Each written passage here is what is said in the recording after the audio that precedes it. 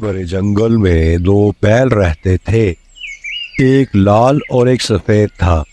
ان دونوں بیلوں کی آپس میں بڑی گہری دوستی تھی۔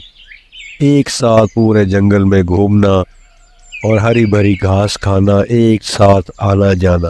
ان کی اس مثالی دوستی کی وجہ سے جنگل کا کوئی بھی جانور ان پہ ہاتھ نہیں ڈال سکتا تھا۔ اس نے جب کبھی ان سے کسی اور پر حملہ کیا، دونوں نے مل کر اس کی خوب دھلائی کی۔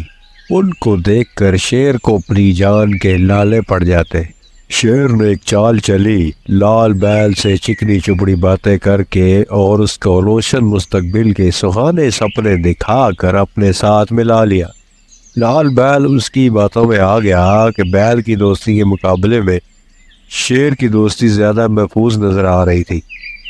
لال بیل جب شیر سے ملا تو سفید بیل اکیلا رہ گیا۔ چند دنوں بعد شیر نے اس کے شکار کا پروگرام بنایا اور اس پر حملہ کر دیا۔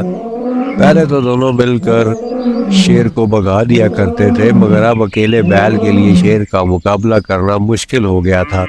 سفید بیل نے اپنے ساتھی بیل کو بہت پکارا، بہت آوازیں دی، مگر پرانی دوستی کے واسطے دیے اور بیل ہونے کے ناطے بھائی چارے کا احساس دلایا، مگر شیر کی دوستی کے نشے میں سرشار لال بیل ٹس سے بس نہ ہوا اور اپنی برادری کے ایک فرد کو شیر کے ہاتھوں چیر پھاڑ کا شکار ہوتے دیکھتا رہا۔ آج وہ بہت خوش اور مطمئن تھا کہ شکر ہے میں سفید بیل کے ساتھ نہیں تھا، ورنہ آج میرا بھی کام تمام ہو جانا تھا۔ تھوڑے دن گزرے کہ شیر نے لال بیل کے شکار کرنے کا پروگرام بنا لیا۔ جب شیر نے اس پر حملہ کیا تو لال بیل زور سے پکارتے ہوئے جنگل کے باشندوں کو یہ پیغام دیا کہ میں تو اسی دن قتل ہو گیا تھا جس دن سفید بیل قتل ہوا تھا۔